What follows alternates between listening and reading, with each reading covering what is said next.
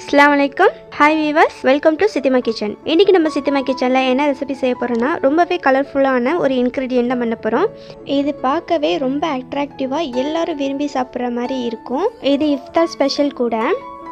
இது டக்குன்னு செஞ்சிடலாம், ஒரு 50 மினிட்ஸ்லாம் செஞ்சு முடிச்சிடலாம். இந்த இன்க்ரீடியன்ட் இது கிட்ஸ்க்கெலாம் ரொம்பவே பிடிக்கும். ஏன்னா ரொம்பவே கலர்ஃபுல்லாக இருக்கிறதுனால அவங்க ரொம்பவே விரும்பியும் சாப்பிடுவாங்க. இப்போ தான் நம்ம சேனலை நீங்கள் ஃபஸ்ட் டைம் பார்க்குறீங்க அப்படின்னா நம்ம சேனலை மறக்காமல் சப்ஸ்கிரைப் பண்ணிக்கோங்க. இப்போ வாங்க வீடியோக்குள்ளே போகலாம்.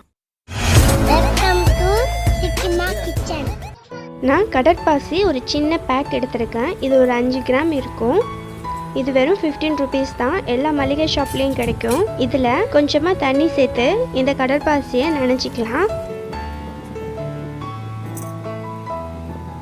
இப்போ நம்ம ஸ்டவ் ஆன் பண்ணிவிட்டு ஒரு பேனில் 1 கிளாஸ் வாட்டர் சேர்த்து நல்லா பாயில் பண்ணிக்கலாம். தண்ணி நல்லா பாயில் ஆகிடுச்சு.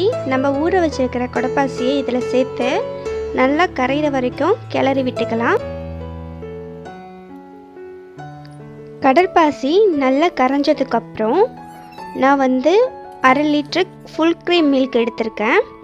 அதை இதில் சேர்த்துக்கலாம். பாலை கடற்பாசியோட நல்லா மிக்ஸ் பண்ணிக்கலாம். இதில் பால் சேர்த்ததுக்கப்புறம் 1/2 கப் சுகர் சேர்க்கலாம். சுகர் சேர்த்துட்டு மிக்ஸ் பண்ணிப்போம். இப்போ லைட்டாக டேஸ்ட் பார்த்துக்கோங்க, சுகர் போதுமா அப்படின்ட்டு. பத்தலை அப்படின்னாக்கா நீங்கள் இன்னும் கொஞ்சம் கூட ஆட் பண்ணிக்கலாம். இது ஒரு கொதி வர வரைக்கும் வெயிட் பண்ணுவோம். அது வரைக்கும் நம்ம இடையில கிளறிக்கிட்டே இருக்கலாம். இப்போ நல்லா கொதி வருது. நம்ம அடுப்பை சிம்மில் வச்சுக்கலாம். நம்ம ஸ்டவ் ஆஃப் பண்ணாமல் சிம்லேயே அந்த பால் இருக்கட்டும், இல்லைன்னா அப்படியே அது செட் ஆகிடும் அந்த பேன்லேயே. சிம்மில் வச்சதுக்கப்புறம் இதில் ஃப்ளேவருக்காக வெண்ணிலா எசன்ஸ் சேர்க்குறேன். 1/2 கரண்டி சேர்க்குறேன். இதை நல்லா மிக்ஸ் பண்ணிக்கலாம். இப்போது ஒரு கரண்டியால் ஒரு கிளாஸில் நான் ஒரு 4 கரண்டி இந்த பால் எடுத்திருக்கேன். இதில் கலரிங் சேர்க்க போகிறோம். ரோஸ் மில்க் கலர் இதில் ஒரு ட்ராப் சேர்த்து நல்லா மிக்ஸ் பண்ணிக்கலாம். இதை ஒரு ட்ரேயில் ஊற்றி உரைய வைக்கலாம். ட்ரேயில் ஊற்றினதுக்கப்புறம் நம்ம ஃப்ரீசரில் வச்சுடுவோம். ஒரு 3 மினிட்ஸ்க்கு அப்புறம் நம்ம இதை எடுத்து பார்த்தா இது உறைஞ்சிருக்கும்.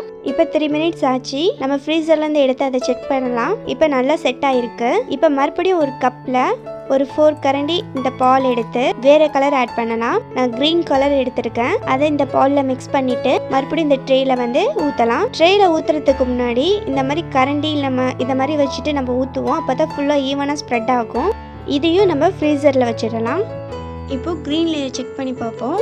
அது நல்லா செட் ஆகிடுச்சு. இப்போ இந்த எல்லோ கலர் லேயர் இதில் ஸ்ப்ரெட் பண்ணலாம். ஸ்ப்ரெட் பண்ணுறதுக்கு முன்னாடி ஒரு கரண்டி வச்சு அது மேலே இதை ஊற்றுவோம். டைரெக்டாக அப்படியே ஊற்றிட வேணாம், அப்போ தான் ஈவனாக ஸ்ப்ரெட் ஆகும். இதையும் 3 மினிட்ஸ் ஃப்ரீசரில் வைக்கலாம். இப்போது பேனில் கொஞ்சமாக பால் இருக்குது. ஸோ இதுவும் கிட்ஸுக்கு பிடிச்ச ஃப்ளேவராக மில்க் ஷேக் இதில் இப்போ ஆட் பண்ணுறேன்.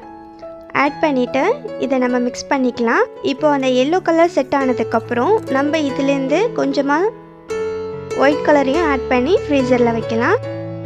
இந்த ஒயிட் கலரும் செட் ஆனதுக்கப்புறம் மீதம் இருக்கிற பாலில் நான் லைட் ரெட் கலர் சேர்க்குறேன். அதையும் மிக்ஸ் பண்ணிவிட்டு இதுக்குள்ளே அப்ளை பண்ணிடலாம். பண்ணிவிட்டு இதையும் ஃப்ரீசரில் இல்லைன்னா ஃப்ரிட்ஜில் நார்மலாக கீழே வைக்கலாம். வச்சுட்டு செட் ஆனதுக்கப்புறம் நம்ம கட் பண்ணி பார்ப்போம்.